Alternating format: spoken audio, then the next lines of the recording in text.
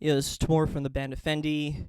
Going to tell you a story from the recording process for the song Letters, which I think is actually a great illustration as to why, as a musician, you should have a great producer behind what you're doing. And a couple reasons for that. Um, there's sounding board for your ideas. I think they help you think outside of the box and like realize what your vision is, ideally without stepping on your toes. And I'm super fortunate to have one of the best producers. Shout out Gaza. For a couple reasons. First of all, he's super talented, hardworking. He's a leader in his field, but also he's my cousin. And so that's important, like in terms of like having a good relationship, somebody who understands your vibe and what you're trying to create. So yeah, I think when we were recording Letters, uh, particularly around the verse portion, I wanted to make sure that it was left kind of open. And there's a couple of reasons for that. First of which is the vocals is very busy in that part. And so when you're playing and singing guitar at the same time, you don't want those two things to step on each other's toes. And then also the bass portion of that is just this really heavy groove. So wanted to let that breathe a little bit. So started out with just power chords to keep it open.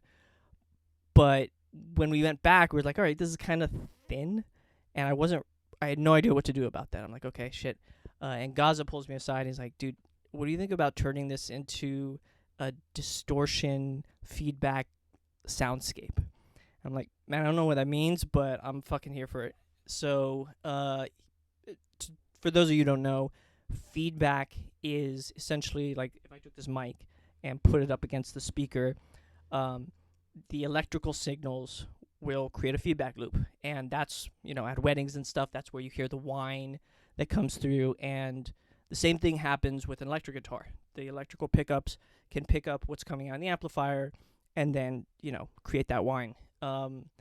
When electrical instruments first were invented, that was a bad thing.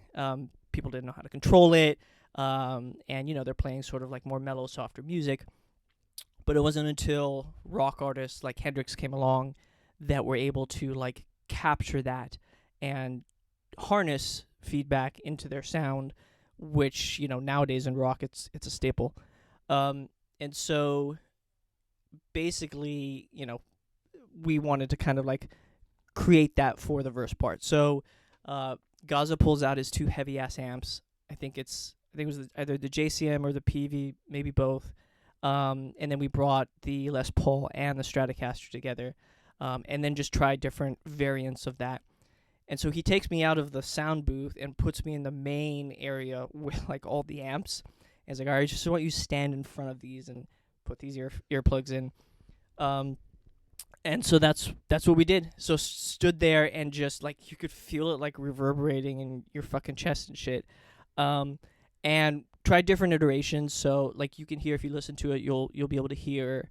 There's some with like the whammy bar where it goes up and down. And then like with the Les Paul, I think we just strummed it and let it like build in terms of the feedback. And then on top of that, added some harmonics here and there, which are like those bell sounds that you can hear in the verse. And then Omar fucking whipped all that together and came up with this nasty fucking distortion that like supports the vocals. So yeah, it's great.